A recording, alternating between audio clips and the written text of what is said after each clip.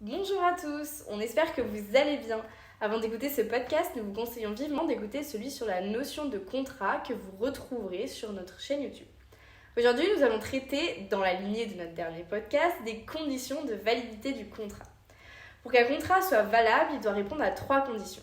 Ces conditions sont reprises à l'article 1128 du Code civil.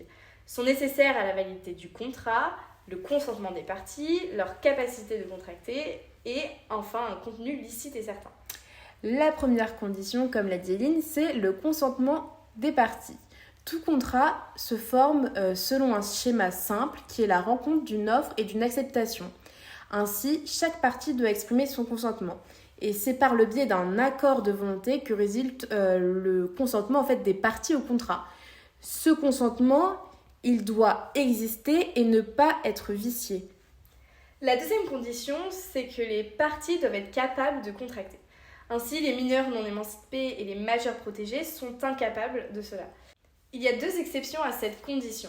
La première exception à cela, c'est que ces personnes peuvent accomplir des actes courants autorisés par la loi ou l'usage. Par exemple, un mineur peut acheter du pain, c'est un acte qui relève de l'usage et qui ne nécessite pas l'exigence d'une capacité.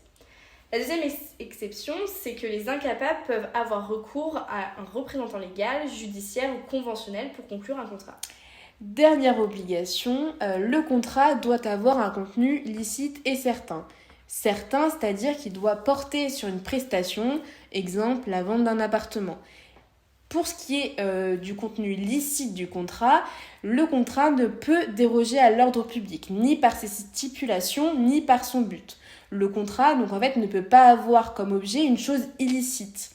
La chose ne peut ni être contraire à l'ordre public, c'est-à-dire par exemple la vente de stupéfiants est interdite parce qu'elle est contraire à l'ordre public, ni sacrée, on ne peut pas non plus vendre un corps humain, ni appropriable, c'est-à-dire que la chose ne peut pas, il y a des choses qui sont inappropriables comme par exemple une clientèle et ainsi elle ne peut pas être objet du contrat.